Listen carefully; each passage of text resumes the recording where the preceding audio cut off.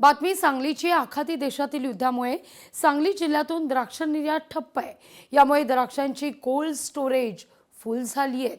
युद्धजन्य परिस्थितीमध्ये जर द्राक्ष निर्यात करायची असेल तर अधिकचा कर हा द्यावा लागेल असं सांगण्यात येत आहे। द्राक्ष निर्यातदार या सगळ्या संदर्भात नाराजी व्यक्त करतायत। सध्या सुरू असलेल्या आखाती देशातील युद्धामुळे सांगली जिल्ह्यातील द्राक्ष बागायतदारांना खूप मोठा फटका बसत आहे। गेल्या 3 दिवसापासून द्राक्षाची पूर्ण पॅकिंग आणि निर्यात थांबलेली आहे। समजा ते कंटेनर जे JNPT आहेत ते कंटेनर जर परत पाठवले तर खरंच परिस्थिती अतिशय बिकट होणार आहे, कारण इथे स्टोरेजमध्ये जागा नसल्यामुळं आणलेले कंटेनर ठेवायचे कुठे हा मोठा प्रश्न निर्माण होणार आहे।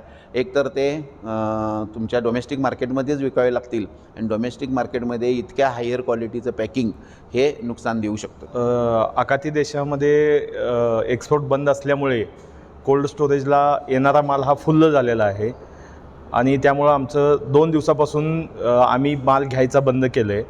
स्टोरेजमध्ये माल फुल्ल असल्यामुळं बाहेर माल जायला फार मोठा प्रॉब्लेम झाला आहे। जवळजवळ आमच्या कोल्ड स्टोरेजमध्ये एक 40 कंटेनरची कॅपॅसिटी आहे। त्यामध्ये आत्ता सगळेच्या सगळे चेंबर माझे फुल्ल झालेले आहेत। त्यामुळे मी बाहेरचा माल घेणं, हा माल बाहेर गेल्याशिवाय दुसरा माल घेऊ शकत नाही।